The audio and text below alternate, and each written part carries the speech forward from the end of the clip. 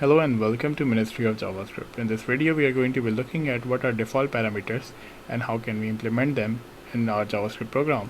So let's just create a new function with name of default params and let's pass ID and name. Okay, and we will do what we will do. We will return ID and name. Okay, so when we call this console.log, inside console.log, then you will notice it is returning undefined and undefined because we have not passed the value of these parameter as an argument when we are invoking this function.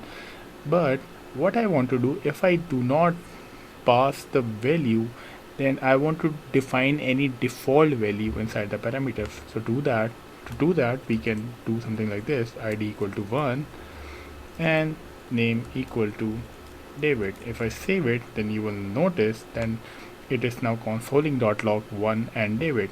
But in case I define the value like 11 and John, then it will replace the default values and it is returning us 11 and John. So basically these are the default parameters of a function and you can use it whenever you want and whenever you need inside your JavaScript program. Have a nice day.